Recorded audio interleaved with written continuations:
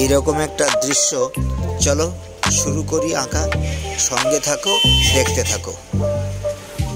এখন আমি কলা গাছের ছবিটি আঁকা চলবে। কলা গাছের ছবিটি আঁকা চলছে। পাতাগুলো, ডাটাগুলো এঁকে ফেললাম। এবার গাছের গোড়ায় কিছু ঘাস পাতা এঁকে দিয়েছি।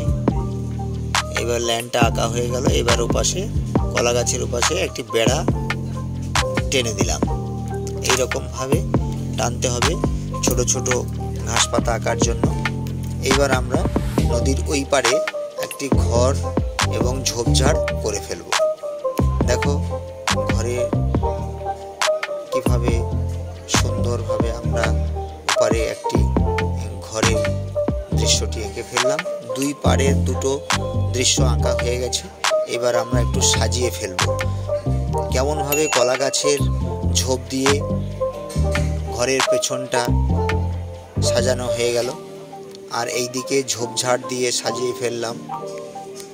আর এইদিকে কলা গাছের ওপাশে একটি বেড়া টেনে দিয়েছি, কিছু ঘাস পাতা এঁকে দিয়েছি। হয়ে গেল দুই পাশের দৃশ্যটি। এইবার আমরা দূরের দৃশ্যটি আঁকব। ঠিক দিগন্ত রেখাটাকে টেনে দিলাম, সেই সঙ্গে কলা গাছের পাতাটাও এঁকে দিচ্ছি। কলা গাছের পাতাটা দেখো কত সহজেই আমরা এঁকে ফেললাম। তোমরাও দেখো আর আঁকো। হালকা করে একটু শেড দিয়েছি। এবার গোড়ায় কিছু কাটা কলা গাছের দৃশ্যটা এঁকে দিলাম।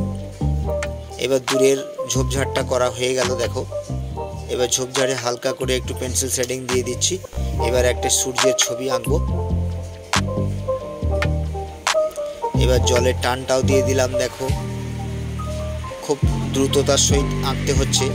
এবার জলের মধ্যে একটি নৌকো ভেসে আছে, এটা দেখালাম। এবার কিছু শাপলা ফুলের ছবি দেখাচ্ছি।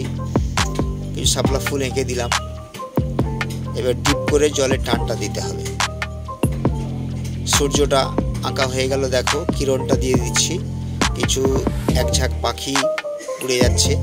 আমাদের আঁকা প্রায় শেষ। এবার ফিনিশিং টাচ কোথাও যেখানে যেমন লাগবে সেখানে দিয়ে দিলাম ফিনিশিং টাচটা। ওই সুন্দর দৃশ্যটি আঁকা কমপ্লিট হয়ে গেছে।